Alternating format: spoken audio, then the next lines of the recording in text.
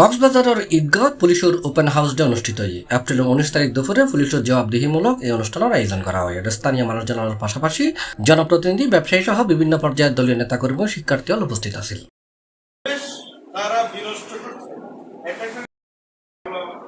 ঈদগাঁও থানা প্রাঙ্গণে আয়োজিত ওপেন হাউস ডে অনুষ্ঠানের সভাপতিত্ব করছে ঈদগাঁও থানার ভারপ্রাপ্ত কর্মকর্তা মসিউর রহমান।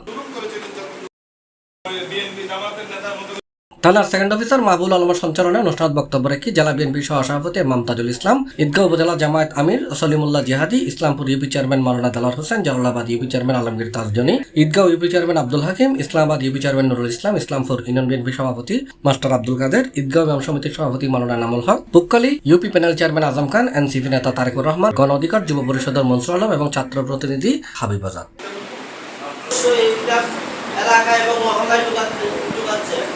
আপনারা যদি সচেতন হন, আনতেছে কার মাধ্যমে আনতেছে, এটা যদি আপনারা সচেতন থাকেন।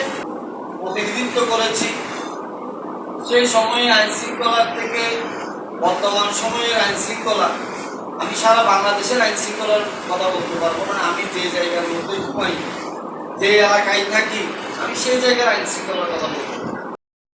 আমাদেরকে আজকে সুদীর্ঘ এক যুগেরও বেশি এই সুযোগ, এই খোলা আলোচনা করে আইন শৃঙ্খলা, এলাকার অবস্থা এভাবে ভালো করার জন্য এই পরিবেশ আমরা পাই না। ঠিক কিনা বলুন? ঠিক এরাই হবে আপনার এই থানাকে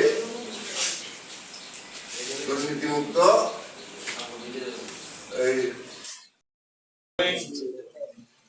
C+ TV, চট্টগ্রাম।